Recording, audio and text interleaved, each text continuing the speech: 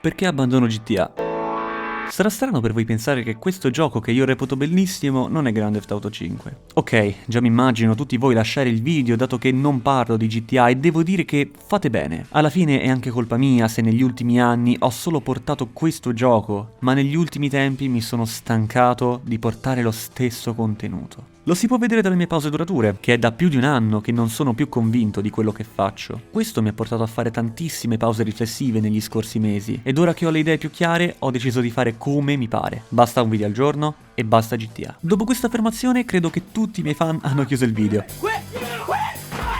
Quindi ora, a voi 4 rimasti a guardare, vi spiego perché ho deciso di voltare le spalle a un gioco che mi ha reso così grande, tra virgolette. Come mai ho deciso di lasciare più di 40.000 iscritti? È semplice, mi sono trasformato in uno youtuber che non voglio essere sottomesso dai miei iscritti perché un giorno ho portato qualcosa di diverso dal gioco che ho portato di solito, perché questo è vivere solo di fama riflessa. Ovvero che significa che la gente mi segue non per la mia persona, perché magari gli sto simpatico, ma per quello che tratto. Insomma, invece di vedere la mia faccia in un mio video, vedono solo il gioco e niente di più. Questo ragionamento è frutto di conversazioni fatte con Super Gashpel e Xstarter, che mi hanno confidato che non sono solo io ad avere questi problemi. Non fraintendetemi, è naturale che puoi essere la persona più simpatica del mondo, ma giustamente i contenuti devono avere un valore. Quello che non voglio è di dover per forza essere sottomesso dallo stesso gioco per chissà quanto tempo, solo perché non trovo il coraggio di cambiare format. Ho paura di perdere iscritti, ho paura di perdere visualizzazioni, e ne sono consapevole, e tremo già adesso a pensare ai commenti di cinici pronti a criticare non hai fatto questo, non hai fatto quell'altro, che non si trovano nei miei panni e non sanno quello che ho passato alle notti insonni a pensare in un ambiente affatto stimolante, e ciò non aiuta. Pensate davvero che gli youtuber giochino a un solo gioco per il resto della vita? Certo che no, e chi può cerca di cambiare. Che il giocare ai videogiochi non fosse più semplicemente uno spasso. E ragazzi, diffidate dagli youtuber che dicono ragazzi non voglio più giocare ai videogiochi quindi mi metto a fare vlog, ok? Non è vero, mentono, perché prima su YouTube i gameplayers erano quelli che guadagnavano di più sulla piattaforma. Per questo avete visto Frank Matano giocare a GTA. Ora si è letteralmente ribaltata la situazione ed è diventata la sezione meno pagata di YouTube. Se parti ora a fare videogiochi su YouTube, parti dal gradino più basso. Non significa che non mi piace più trattare videogiochi, quello che voglio è trattare tutti i giochi che voglio, quando voglio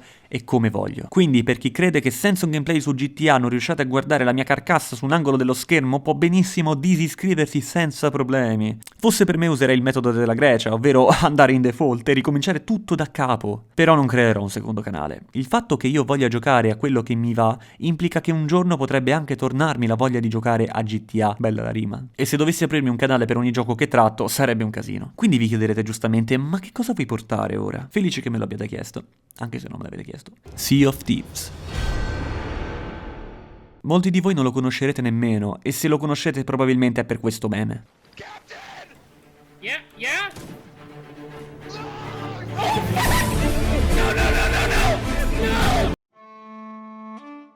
Non sapete che magari questo gioco è fallito, ma datemi 10 minuti per farvi innamorare di questo gioco. Innanzitutto partiamo dal principio. Perché questo gioco è fallito? Beh, è un gioco passato sotto i riflettori, in sordina, non è stato pubblicizzato come un COD, e questo è un grave errore, soprattutto per un'esclusiva come in questo caso. Ma nelle aziende viene stimato un budget e devono decidere se salvaguardare la qualità del prodotto o il suo placement, decidendo quale parte della somma mettere per il gioco e quanta per la pubblicità. Sono felice abbiano scelto di spenderli per il gioco, che nella pubblicità, come ogni COD ha fatto dal 2008 a oggi. Ma accidenti Microsoft, con tutti i soldi che hai, perché una volta ogni tanto non fai come Sony, che pubblicizza tantissimo le sue esclusive? È normale, un gioco nuovo non ha nessun grande nome come FIFA o altri titoli affermati che vediamo da decenni. Merita di essere pubblicizzato per avere un riscontro più esteso possibile. Altrimenti succede che dopo 11 mesi lo regalano all'Xbox Game Pass. Ma non è solo questo il problema del fallimento di Sea of Thieves. C'è da dire che il gioco non era affatto pronto quando è uscito. Pensate, volevano farlo uscire addirittura un anno prima della sua pubblicazione effettiva, ad estate del 2017, ma lo hanno rimandato a marzo 2018. Io ho preso il gioco 2 mesi dopo, esattamente il 27 maggio 2018.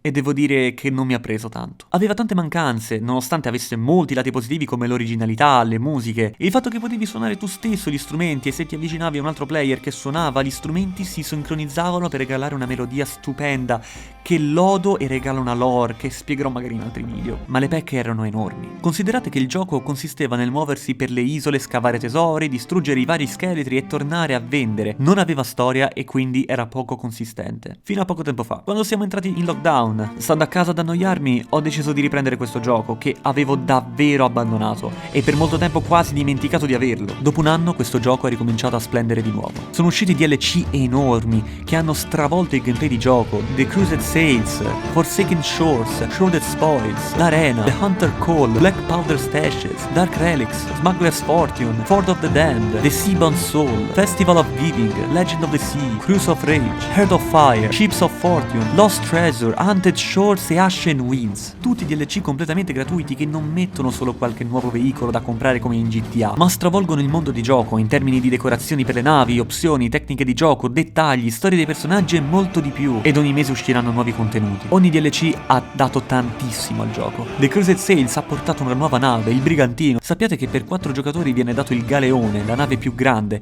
per 3 il Brigantino e per 2 e 1 lo Sloop. Prima se eravate in 3 dovevate per forza prendere il Galeone e per quanto bello e enorme è difficile da gestire anche se si è in 4. L'aggiornamento ha portato alle bandiere per le alleanze. Potete formare alleanze con altre navi e vi vedrete nella stessa mappa di gioco. E se vendete tesori, tutti i componenti delle ciurme ricevono lo stesso compenso. Non come in GTA che per fare una rapina bisogna mettersi d'accordo per quale percentuale prendere, per fare un esempio a caso, dai. Forsaken Shores ha portato isole vulcaniche pericolose e geyser, e ciò crea speculazioni sul fatto che possono uscire nuove isole nei mari di Sea of Thieves. Shrouded Spoils ha portato il Megalodonte e aggiornato il Kraken, facendo presupporre che potranno mettere nuovi pericoli nel mare. L'Arena ha creato una nuova modalità competitiva multiplayer basata sul gioco di squadra. The Hunter Call ha portato la pesca nel gioco e gli arpioni sulle navi. Black Powder Stashes ha portato nuovi barili di polvere da sparo. Dark Relics ha portato il teschio dei rituali e ha aggiornato le navi affondate da lottare. Smuggler's Fortune ha portato il mercante del mietitore. Fort of the Damned ha portato Fort of the Damned, ovvero l'isola dove si trova un boss potentissimo basato sugli raid e molto altro ancora. The Seabound Soul ha portato le storie che ora sono collegate a Shores of Gold, e naturalmente è complicato, ma ne parleremo meglio in altri video. Festival of Giving ha portato i regali da dare al mietitore. Era specialmente come un evento di Natale, ma lo hanno tenuto nel gioco, quindi aspettatevi il prossimo Natale qualcosa di fantastico dalla Rare. Legend of the Sea ha portato la mercante dei tatuaggi e il continuo delle storie che ora naturalmente non vi spoilerò. Cruise of Rage ha portato il forziere della rabbia, il forziere più pericoloso del gioco a detta mia. Heart of Fire ha portato un nuovo viaggio che reputo il più bello,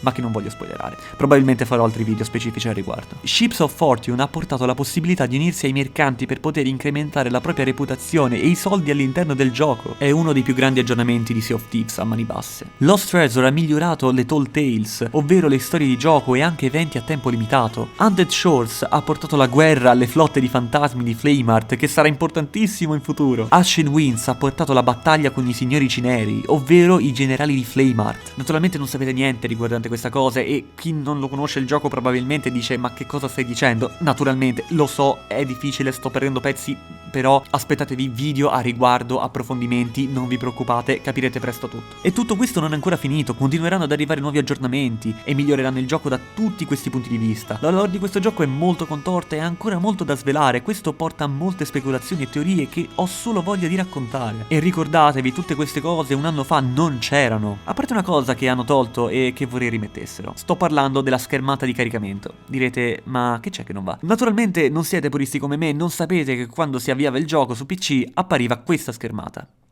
che reputo la più bella in assoluto. Ora che cosa hanno messo? Questa!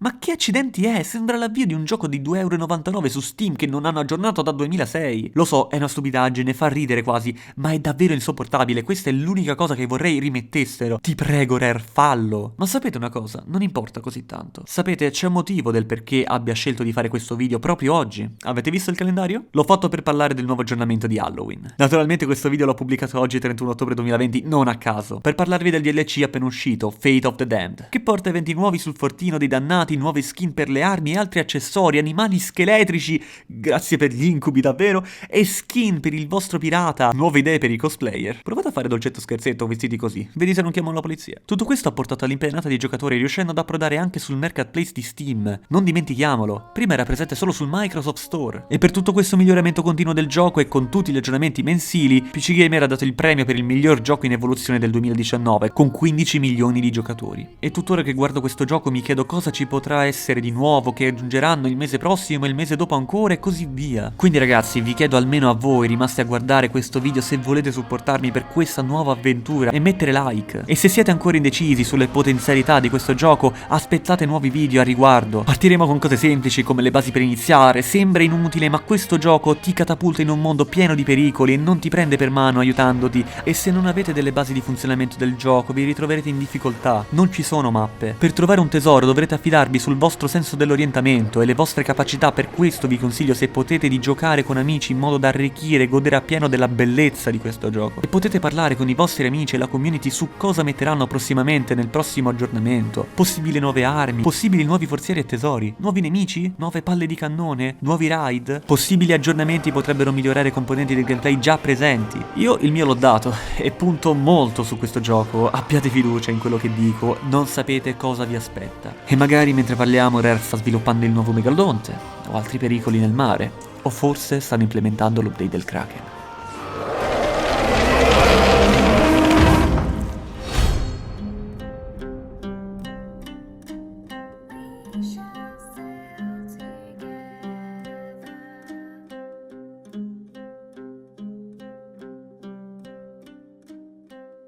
Shall